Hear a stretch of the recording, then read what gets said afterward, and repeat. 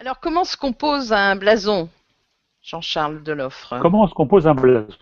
Hmm. Eh bien, d'abord, on va mettre ses armes sur un support qui sera en général le bouclier. Et ce bouclier porte un nom très poétique puisqu'il s'appelle la table d'attente. Et sur cette table d'attente, on va commencer par poser la couleur de fond, c'est-à-dire la couleur qui sera celle sur laquelle on viendra superposer toutes les autres.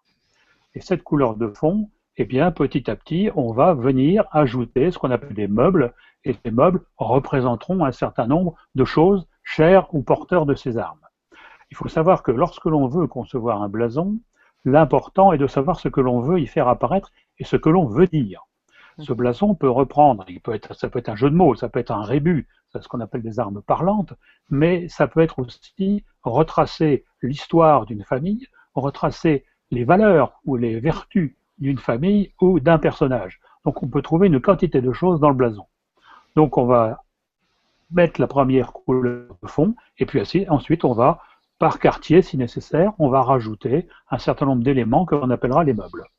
Vous pouvez nous en commenter un, par exemple? Vous pouvez nous montrer? Oh, oui, tout à fait. Le blason, un des blasons les plus connus, c'est celui du duc de Bourgogne, hein, qui est assez compliqué, mais qui est à mes yeux, où on va plutôt prendre le blason d'Autriche. Le blason d'Autriche provient d'un combat, on reprend un fait d'armes.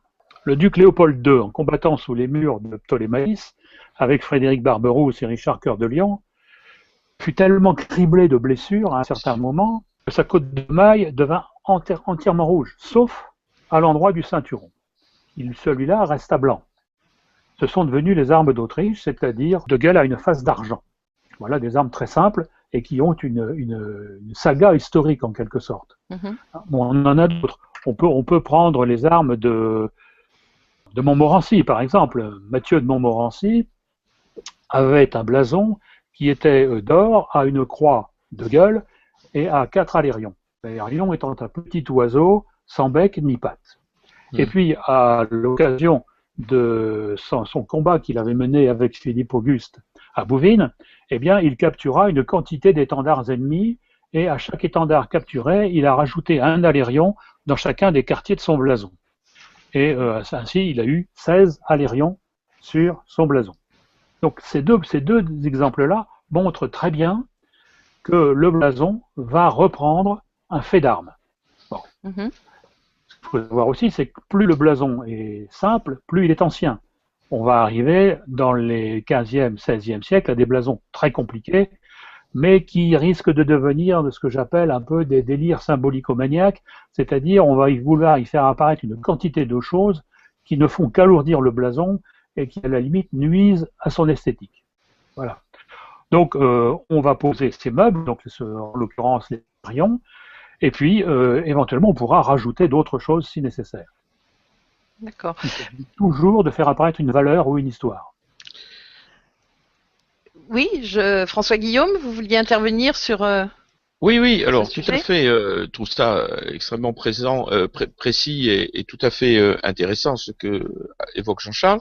Je dirais dans le même esprit, vous avez le blason de Pierre II d'Aragon, dont je reparlerai un peu plus tard pour d'autres raisons, qui justement montre, il est d'or à 4 pales de gueule, ça veut dire 4 traits sur l'écu, sur le fond d'or. Ben, c'est un peu dans l'esprit identique à ce qu'on a évoqué, c'est-à-dire ça rappelle un fait d'armes. Il y avait une blessure, le roi d'Aragon avait été blessé, non pas Pierre II d'Aragon qui est mort à Muret, mais enfin à la bataille de Muret. Mais bon, je parle d'un ancêtre, bien sûr, qui était sur le champ de bataille et il portait que d'or, c'est-à-dire l'écu jaune, hein, on va dire, ou couleur or. Et afin de ne pas être reconnu, parce que de loin on pouvait le reconnaître, on pouvait reconnaître son blason, eh bien il a mis ses 4 doigts dans son sang et il a apposé ses quatre doigts, il les a fait glisser sur son écu, ce qui a pour conséquence que aujourd'hui l'Aragon porte d'or à 4 pales de sang. Mais très souvent, évidemment, tous ces éléments rapportés d'un combat ou d'un fait héroïque au combat n'ont été que des aspects très imaginaires et mythologiques et qui renforçaient et qui donnaient plus d'allant finalement à la noblesse des familles qui portaient ces blasons.